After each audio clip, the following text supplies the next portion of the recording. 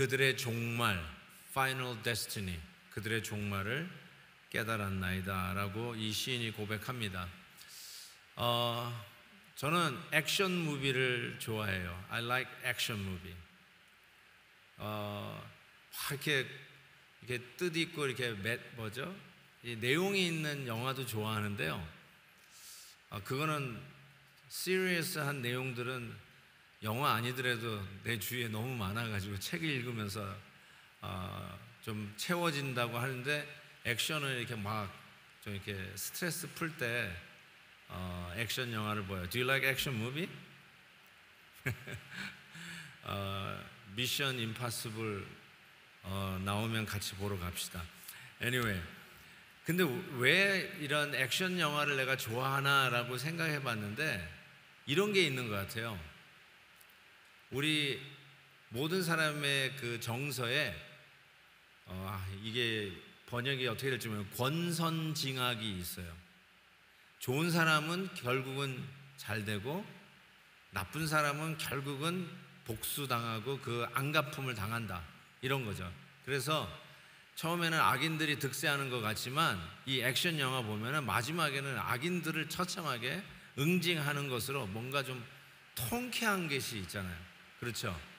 그래서 액션 무비를 우리가 즐겨보는 게 아닌가, 이런 생각을 해보게 되는데, 오늘 이 시편 13편은 이제 시편 제3권이 시작하는 첫 시편이기도 한데 아삽의 시 이렇게 되어 있어요. 저자가 적혀져 있어요.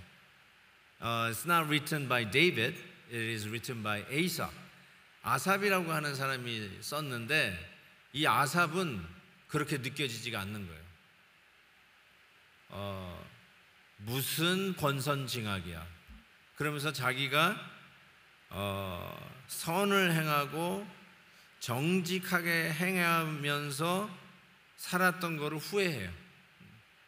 이렇게 살아도 내가 보니까 악인이 더 잘 산다, 못된 인간들이 훨씬 더 잘 산다, 그러는 거예요. 그러면서 1절 2절 보세요.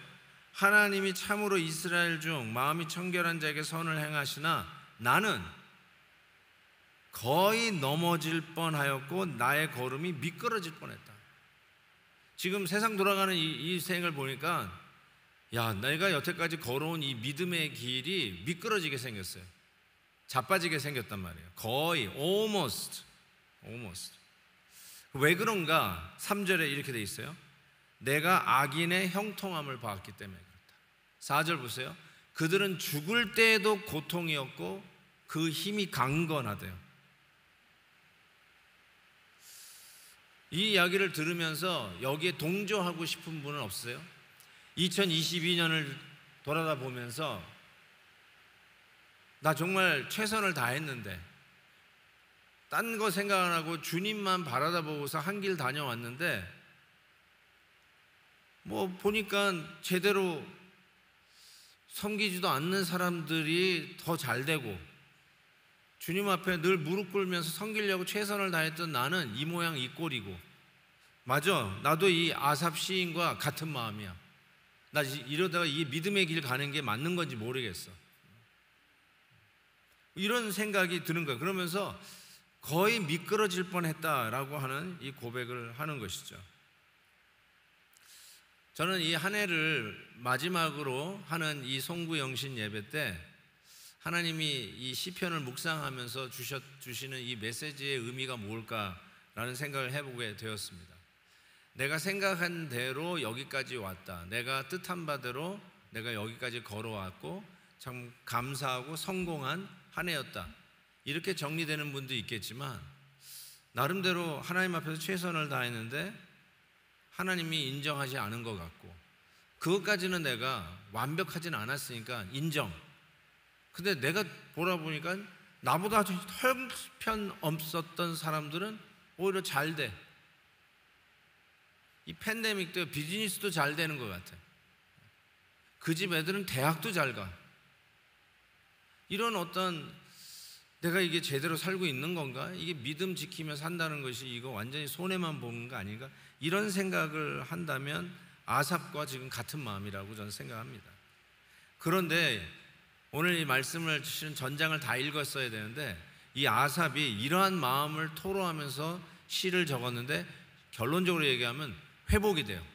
이 시에서 그가 회복이 돼요. 혹시 비슷한 마음이 있었다면 오늘 이 해가 가기 전에 이 아삽 시인과 더불어 회복이 되는, restoration이 되는, whatever you suffer this year, whatever you think that is not fair, may this psalm will give you reason to be recovered and restored in the word of God. 하나님께서 이 말씀 속에서 회복하는 그런 은혜를 주시기를 바랍니다. 왜 이렇게 거의 넘어질 뻔했을까 한 이유를 제가 간단하게 살펴보겠어요. What's the reason this psalmist almost fell? 왜 거의 넘어진다고 했을까? First, wrong theology. 잘못된 신학이었어요. 보세요. 3절 악인의 형통함을 보고 질투하였다 이렇게 되어 있어요. I was envious of the arrogant as I saw the prosperity of the wicked. 그러니까 이 악인의 형통함을 보고 질투하는 이 마음이 생기기 시작한 거예요. 아삽에게는 신앙인이 복을 받아야 되는데 신앙인이 아닌 사람이 복을 받는 거예요. 아삽의 생각에는 우리 크리스천들의 기업이 대기업이 돼야 되고 막 레코드 브레이킹 기업이 돼야 되고 비즈니스가 돼야 되는데 아니 하나님을 안 믿는 앨런 머스크인가? 그런 사람들이 잘 돼. 인격도 안 돼 있는 사람들의 비즈니스가 더 잘 돼. 그걸 보면서 envious, 부럽기 시작한 거예요. 부러우면 지는 거라며. 부러운 거예요 그게. 아삽은 이 말씀을 어쩌면 붙들었을 줄 몰라요. 신명기 28장에 이런 게 있어요. 네가 내 하나님 여호와의 말씀을 삼가 듣고 내가 오늘 내게 명령하는 그의 모든 명령을 지켜 행하면 내 하나님 여호와께서 너를 세계 모든 민족 위에 뛰어나게 하실 것이라. 네가 네 하나님 여호와의 말씀을 청종하면 이 모든 복이 내게 임하여 내게 이르리니 성읍에서도 복을 받고 들에서도 복을 받을 것이며 내 몸의 자녀와 내 토지의 토산과 내 짐승의 새끼와 소와 양의 새끼가 복을 받을 것이며 내 광주리가 떡반죽 그릇이 복을 받을 것이며 네가 들어와도 복을 받고 나가도 복을 받을 것이니라. 아멘이죠. 아멘. 제가 이 말씀으로 우리 성도님들 축복합니다. 들어가도 복을 받고 나가도 복을 받는 믿음의 가정 되게 해달라고 하나님 앞에 간절히 간구해요. Based upon this promise. 아삽도 이 말을 믿었는데 신앙을 달려왔는데 결과를 보니까 아닌 거란 말이에요. In reality, he sees a very different. I should be prosperous because I'm a Christian. But reality, it isn't. 그렇지 않다는 거예요. 그러면서 5절부터 보세요. 본문에 보니까 사람들이 당하는 고난이 그들에게는 없고 이 악한 사람들에게는 없대요. 사람들이 당하는 재앙도 그들에게는 없나니 그러므로 교만이 그들의 목걸이요. 모든 게 잘 되니까 얼마나 교만한지. 강포가 그들의 옷이며 지 멋대로 해요. 거다가 살까지 쪘어. 살찜으로 그들의 특히 눈에 살이 쪘어. 눈에 솟아났으며. 누가 생각이 나네요. 네. 눈에 살찐 사람, 이 김정은 생각이 막 납니다. 네. 그들의 소득은 마음의 소원보다 많으며, 야, 내가 이 정도 벌었으면 좋겠다는 소원보다 실은 더 많이 벌었어. 뭐 이런 게 다 있나? 아삽이 미끄러지겠다는 거예요 지금. 어떻게 이럴 일이 있냐는 것이죠. 이거를 저는 뭐라고 하냐면, 예수 믿으면 무조건 복을 받아야 되고 예수 믿지 않는 사람은 반드시 비즈니스를 해도 망할 것이다, 이런 식으로 가지고 있는 신학을, 이런 표현을 써요. 여러분 뭐 이렇게 번영신학 이런 말도 많이 들어봤겠지만 영어로 얘기하면 keyhole theology, 열쇠구멍 신학이라고 그래요. 열쇠구멍 신학. 요거 하나로만 보는 거예요. 이렇게 눈을 뜨고 다 거시적으로 봤는데 요거 하나 가지고만 보는 거예요. That's wrong theology. 왜 이렇게 미끄러질 뻔했는가? 잘못된 초점을 뒀기 때문이라고 좀 말씀드리고 싶어요. 물질적인 것으로만 축복을 생각한 거예요. 육체적인 쾌락으로만 내가 행복할 수 있다라고 잘못된 목표를, 잘못된 타겟을, 잘못된 포커스를 가지고 있었기 때문에 그런 것이죠. 그래서 눈에 보이는 것 때문에 헷갈리기 시작하는 거예요. 눈에 보이는 것이 전부라고 생각했던 것이죠. 그래서 이사야 55장에 이렇게 말씀하세요. 하나님께서 이는 내 생각이 너희 생각과 다르며 내 길은 너희 길과 다름이라 여호와의 말씀이니라. 이는 하늘이 땅보다 높음 같이 내 길은 너희의 길보다 높으며 내 생각은 너희의 생각보다 높음이니라. 보는 게 다가 아니라는 거예요. 지금 잘 사는 그것을 보고 그게 성공한 거고 나는 지금 비즈니스가 안 되니까 나는 실패한 거고, 그게 아니라는 거예요. 하나님께서 너는 그렇게 생각하냐? 나는 그렇게 생각 안 한다는 거예요. 하나님은 그렇게 생각 안 하는데요. 사도 바울이 이런 말씀을 했어요. 고린도후서에 보니까 우리가 사방으로 우겨쌈을 당하여도 쌓이지 아니하며 답답한 일을 당하여도 낙심하지 아니하며. 답답한 일 당할 수 있어요. That's one thing. 그런데 낙심하지 않는다고 그래서 답답한 일이 있어요. But 미끄러지지 않아요. 낙심하지 않아요. That's another thing. 우리 성도들이 삶 속에서 예수 믿으면 모든 것이 다 잘 된다? I don't think so. 답답한 일을 많이 당해요. 그럼에도 불구하고 사도 바울은 왜 내가 예수 믿는데 왜 일이 안 풀리지? 이렇게 얘기하는 게 아니라 답답하지만 but 낙심하지 않는다. 그래서 잘못된 초점을 갖게 되면, 우리의 인생의 목표가 세속적이면 우리는 반드시 미끄러질 겁니다. 예수 믿으면 잘 되고, 그리고 내 타겟이 아주 물질적이고 육체적인 거라면 반드시 잘못 겨냥했기 때문에 잘못 관역을 마치고 다른 방향으로 갈 겁니다. 세 번째, 왜 미끄러질 뻔했는가? 신앙을 타협한 거죠. 신앙을 타협했어요. 다시 2절로 가볼게요. 거의 미끄러질 뻔했다고 그랬잖아요. 그런데 실은 영어로 보시면 이렇게 돼 있어요. My foot came close to stumbling. My foot. 근데 우리 한국말 다시 들어보세요. 나는 거의 미끄러질 뻔했다. foot이란 말이 번역이 안 됐어요. 그 다음에 영어로는 My steps had almost slipped. step, 그거는 걸음으로 번역했어요. 근데 my foot came close to stumbling. foot이 번역이 안 됐어요. 그래서 제가 원어를 이렇게 보니까 이 원어가 이런 뜻이에요. foot이 히브리 단어가 무릎에서 발까지를 이야기하는 거예요. foot 하면은 우리는 그냥 발이잖아요. 근데 여기서 이야기하는 히브리어 foot은 무릎에서 발까지예요. 정강이에서부터 발까지. 그런데 그거에 넘어질 뻔, 미끄러질 뻔했다. 그러니까 이것은 단순히 여기 바닥이 좀 미끄럽네 이 정도가 아니라 종아리 이 아래 다리가 완전히 꺾어질 뻔했다. 훨씬 더 충격적인 경험을 얘기하는 거예요.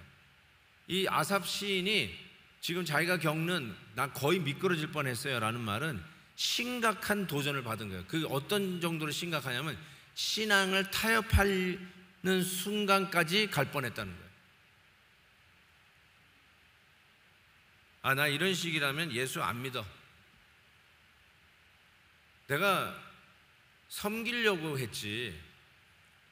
나는 가능하면 좋은 일 좀 하고 싶은데 근데 이래저래 교회에서 일이 부딪혔어요. 내가 원하는 대로 안 됐어요. 그때 오는 충격이 뭐냐면 이 미끄러지는 충격이 뭐냐면 그만둬야 되겠다. 하지 말아야 되겠다. 교회 나오지 말아야 되겠다. 타협을 하려고 그래요. 우리가 지금 이 아삽이 자기가 가지고 있는 잘못된 신학과 잘못된 초점 이거 가지고 흔들흔들하고 있는데 어디까지 흔들리냐? Almost 안 되겠다. I'm gonna giving up on God. Rather, I'm gonna have myself on my seat of ruling. 내가 다스리는 자리에 내가 앉아야 되겠다. I am the captain, not God. I am the ruler, not God. 하나님 쫓아가가지고 남은 게 없다는 거야. 이제부터는 내가 한다. 교회 나가봤자 손해만 보고 부대끼기나 하고 오해나 받고 안 되겠다. 다 포기하고 이제는 내 주먹을 믿고 내 머리를 믿고 내 노하우 믿고 살겠다. 지금 거의 그 수준까지 갔다는 걸 뭐라 하냐면 내 다리가, 내 발이 거의 미끄러질 뻔했다. 그렇게 표현하고 있습니다. 자, 이러한 유혹들이 우리에게 크게 작게 있었던 한 해였을 거예요. 코로나 같은 이런 도전 앞에서 아직도 뭔지 모르지만 신앙의 어떤 이 시동을 못 거는 분들도 많이 있다고 들었어요. 현장에 나오는 그 자체를 굉장히 힘들어 하시는 분들도 있다고 들었어요. 그리고 우리도 모르게 편해졌어요. 온라인이 너무너무 편해졌어요. 그래서 5분 늦게 일어나면 어떻게 얘기해요? 그냥 온라인으로 예배드리자. 애들이 안 나와. 애들 챙기는 게 시간이 걸려. 안 되겠다. 오늘은 그냥 집에서 예배드리자. 이상하게 사람들이 그렇게 변했어요. 여러분도 속고 있어요. 그래서 우리의 신앙이 거의 미끄러질 뻔했다는 이 표현이 남의 얘기가 아니라 내 얘기다라는 생각이 듭니다. 자, 그런데 이러한 상황 속에서 이 아삽 시인이 회복이 돼요. 어떻게 회복되는지 여러분 같이 회복되고 싶지 않으세요? 같이 회복되십시다. Are you ready? 오케이. 자, 어떻게 회복되는가? 첫 번째로 잘못된 신학에서 돌아섰어요. He turned around from wrong theology. 자, 보세요. 15절 16절 보세요.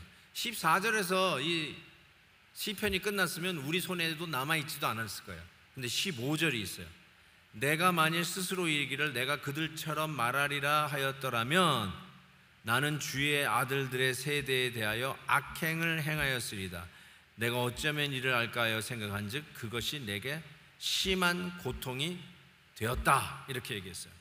정말 정신 나는 얘기죠. 정신 번쩍 나는 얘기예요. 내가 그렇다고 생각하고 쭉 갔으면 결국 누가 손해를 보냐 봤더니 우리 애들이 손해를 보는 거예요. 야, 편하게 그냥 온라인으로만 예배 드리자.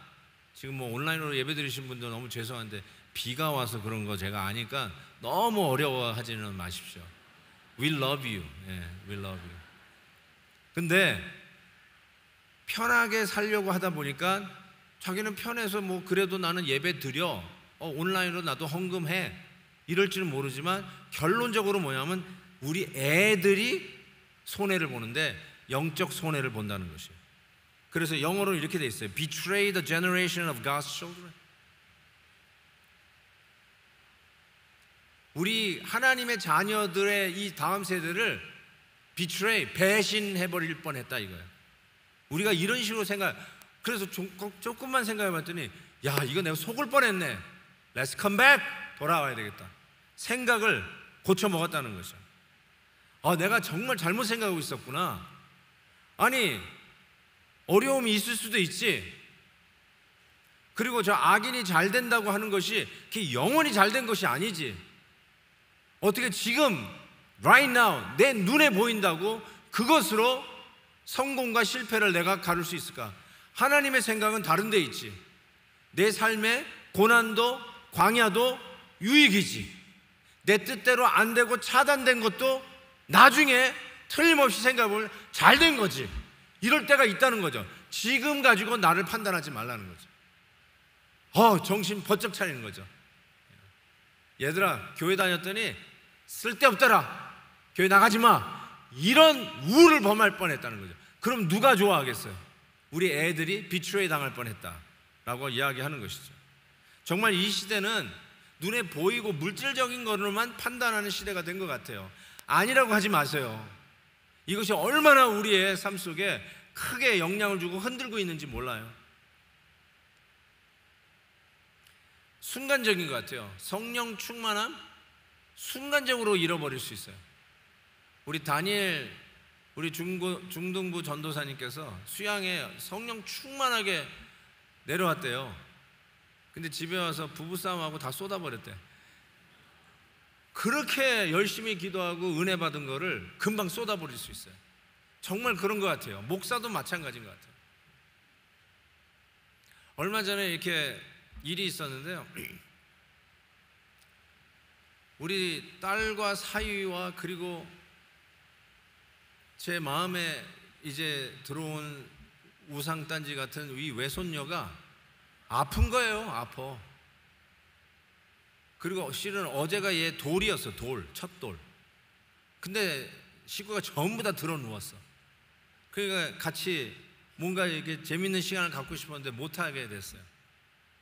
애가 아프다 그러니까 우리 엄마는 부엌에서 또 갖다 줘야 된다고. 뭐 그래도 애 첫 돌인데 미역국이라도 끓여가야 된다고. 하루 종일 또 부엌에서 수고하네요.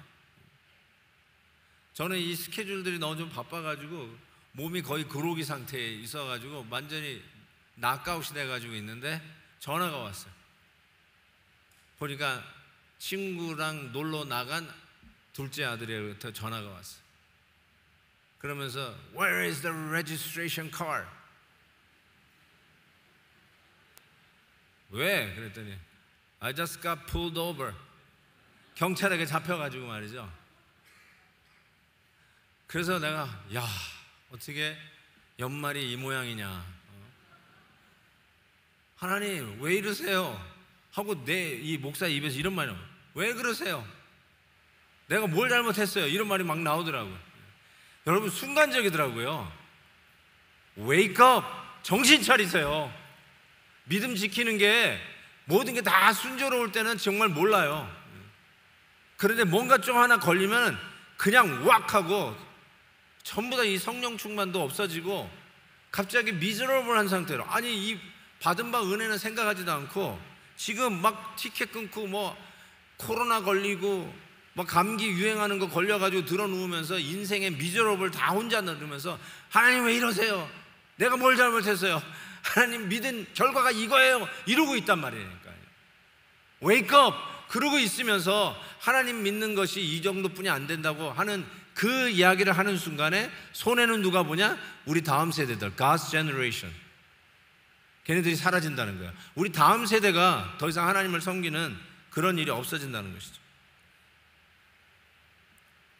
두 번째 어떻게 컴백하느냐? 예배의 자리로 들어가기. 예배의 자리로 들어가기. 보세요. 17절에 이렇게 얘기했어요. 하나님의 성소에 들어갈 때야, 요 뉘앙스를 캐치하세요. 하나님의 성소에 들어갈 때야, until I came into the sanctuary. 그때야 뭘 깨닫냐? Final destiny, 종말을 내가 깨닫는다. 누구의 내가 그렇게도 부러워해가지고 거의 미끄러질 뻔했던 악인의 형통, 악인의 Final destiny, 자기가 최고인 줄 알고 자기는 실패가 없다 하고 남 부러워하는 그런 삶을 살고 있는 그들의 Final destiny가 드디어 깨달아졌다는 거야. 아하, 눈에 보이는 이것이 전부가 아니구나. 2022년도에 이 마지막 날에 와, 내가 새해 계획했던 것들이 다 이루어지지 않았네? 실패. 이렇게 여러분이 계산될지 모르지만 그게 다가 아니라는 거예요. That's not the end. Final destiny. 그거를 어디서 깨달았다고요? Until you came into the sanctuary. 성소에 들어오고 나서야 비로소 깨닫는다는 거예요. 성소, sanctuary, 예배의 자리. 예배의 자리가 그래서 중요해요. 힘들어서 포기한다고요? 이제 안 나간다고요? 결국 누가 좋아할까요? 마귀가 좋아하죠. 마귀가 좋아할 일이에요. 근데 우린 그걸 몰라요. 내가 예배 자리에 오는 게 손해보는 거라고 생각해요. 여기 와서 손해봤다라고 자꾸 계산을 하고 있는 이 마귀 계산법에 속아가지고 그런 결정을 하는 사람들이 의외로 많아요. 그런데 예배 장소에 와서야 비로소 Now I understand final destiny. 깨닫는 거예요. Finally 깨닫게 되는 거예요. 그래서요, 어쨌든 무조건 와야 돼요. 무조건 여기 와야 돼요. 예배의 자리에 와야 돼요. 이게 어떤 장소적인 의미 그 이상이라고 저는 생각해요. 어쨌든 여러분, 예배의 자리는 사수하시기를 바랍니다. 제가 이런 말을 몇 번 했는데, 어떤 교인이 왔는데 이렇게 자매님이 이렇게 보니까 머리가 젖어 있어. 그래서 자매님이 이렇게 왜 머리가 젖었어요? 왜 말리지 않았어요? 했더니 목사님이 무조건 예배는 사수하라고 그래가지고 이 머리 다 말리다가 오려면은 예배 늦을까봐 그냥 왔다는 거야. 너무 이쁘더라고요, 그 말 하는데. 좀 머리 젖은 분들을 봤으면 좋겠어요. 오늘은 좀 젖었다. 진짜 비가 맞아가지고 좀 젖으셨을 것 같아요. 그렇죠? 어느 날 보니까 성도 자매님들이 거의 다 머리가 젖었더라고요. 그래서 이거 웬일이야 막 그랬더니 젖은 파마를 하고 왔다고. 젖은 파마 아세요? 그때 한때 젖은 파마가 유행한 적이 있었어요. Anyway, 여기서 성소에 들어오고 나서야 깨닫는다는 말은 이렇게 제가 바꿔보겠어요. 복음을 깨닫고 나서야 Now finally I understand their final destiny. 복음이에요. 성소에 sanctuary에 들어온다는 것은 복음을 접했다는 뜻이에요. 자, sanctuary 생각하면 성소에서 가장 중요한 게 지성소 아니겠어요? 지성소에 보면 이 법궤, 언약궤가 있어요. You know, the most holy place in the temple. 거기에 이 ark가 있어요. That's the ark. 근데 저 ark 위에 저 안에 십계명이 들어가 있어요. 저 십계명을 덮고 있는 저 뚜껑을 속죄서라고 그러는데, 저 뚜껑에 두 그룹 천사라고 하죠. 천사가 날개를 펴고 서로 마주보고 있어요. 바로 저 위에 속죄 제물의 피를 받아서 대제사장이 속죄일날, the day of atonement, 욤키포르, 그때 피를 가지고 가서 조기, 저 천사가 서 있는, 기둥같이 서 있는 그 사이에 그 피를 뿌려요. 그 피를 뿌리는 밑에 뭐가 있냐면 the law of God, Ten Commandments, 하나님의 율법이 있어요. 그 율법을 덮고 있는 뚜껑 위에 sacrifice blood가 뿌려져요. 이게 뭘 의미할까요? 나는 법을 어긴 죄인이에요.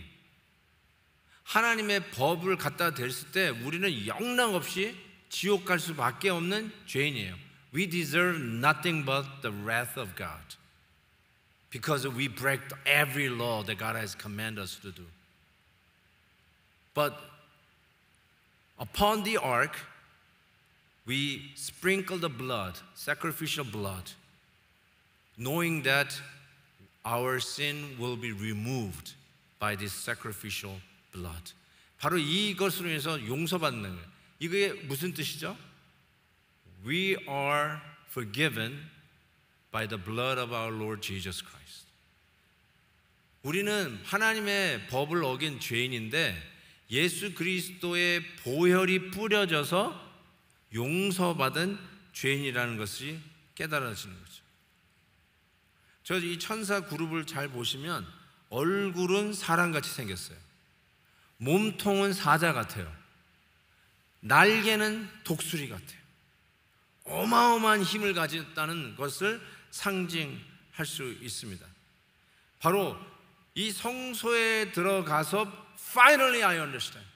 Finally I understand. 그냥 여기에 무슨 매직이 있어서 이 장소에 왔다가 예배드리고 가는 것이 중요한 게 아니라 이 예배의 자리에 until you came into the sanctuary, until you realized the power of the gospel, until you understand the true gospel of Jesus Christ. Every time you come to this place, you hear the gospel, which is the power of our God, who will break the chains of our sins. 이 자리에서 아무리 힘들고 어려워도 이 자리에서 복음을 듣는 거예요. 복음을. 나 같은 죄인에게 뿌려지는 예수 그리스도의 십자가의 복음을 듣는 거예요. 그때 Now we understand final destiny. 지금 내가 보고 있는 것으로 절망하고 부러워하고 예수 잘못 믿는 거 이거 별 볼 일 없구나. 뭐 교회 생활하는 거 조금 불편한데 그냥 적당히 생활하는 게 제일 좋다. 이런 것에서부터 우리가 깨달아지면서 이게 다가 아니구나. What's the final destiny? 정말로 우리가 이렇게 끝나는 인생일 것인가? 정말로 저 예수 안 믿어도 저렇게 잘 사는 거 보니까 저렇게 살아도 되는 건가? 하면서 유혹과 이러한 공격이 들어왔을 때 거의 넘어질 뻔했단 말이에요. 거의 미끄러져 자빠질 뻔했는데 여기 와서 생츄어리에 와서 우리 위에 뿌려지는 예수 그리스도의 보혈의 복음의 메시지를 들으면서 우리가 뒤집어지기 시작하는 거죠. 그게 아니구나. 그게 아니구나. 끝난 게 아니구나. Best is yet to come. 맞아요. 정말로 예수 그리스도 안에서의 파이널 데스티니가 우리에게 약속되어졌다는 사실을 믿고 오늘에 좌절하지 아니하고 오늘의 어려움에 주저앉지 아니하고 오늘의 이 환난을 인하여 잘되는 악인들의 형통을 부러워하여 미끄러지지 아니하고 지금은 손해보는 것 같고 2등 3등인 것 같아도 믿음의 길을 가는 것이 파이널 데스티니, 천국에서 1등하는 길이라는 걸 깨닫게 되는 거죠. 거기서 위로를 얻는 거예요. 그래서 힘들고 어려워서 가서 왔다 할지라도 예배 자리에 가기 싫어가지고 그냥 그래도 왔는데 와서 이 자리에서 생츄어리에서 예수 그리스도의 복음을 듣는 거죠. 그 복음이 내 안에 있는 응어리를 녹이는 거예요. 내 안에 있는 이 숙제들을 풀어내는 거예요. 내 안에 있는 궁금증들의 해답을 던져주기 시작하는 거예요. 내가 잘못 보고 있는 관점, 내가 잘못 생각하고 있는 신학을 이 복음이 분쇄하기 시작하면서 다시 우리가 refocus on Jesus Christ and refocus the value of our faith. 다시 신앙의 가치와 이 복음의 능력에 다시 zero in, 초점을 맞추면서 믿음의 길을 가게 한다는 사실입니다. 사랑하는 성도 여러분, 이것이 오늘 2022년 마지막 날에 주님이 저와 여러분에게 주시는 교훈이라고 믿습니다. 오늘 이 말씀을 분명히 믿으시고요, 한번 이 찬송을 같이 해봤으면 좋겠어요. 2022년을 한마디로 정리하자면 은혜다. 하나님이 나와 함께 하셨던 걸 믿고 설사 내 기대만큼, 아니 기대치 않았던 어려움이 내 앞에 있다 할지라도 여전히 1년 전의 문제를 내가 가지고 오늘도 스트러글 하고 있는 현실이라 할지라도 이것이 다가 아니라 복음 안에서 파이널 데스티니를 깨닫게 하시는 은혜 속에 우리가 고백할 수 있는 말, 은혜, This is grace and amazing grace. 한번 이 찬양을 하면서 한번 결단하는 시간을 가졌으면 좋겠다 싶습니다. 그러면서 성찬을 준비했으면 좋겠습니다. 같이 찬양할까요? 내가 누려왔던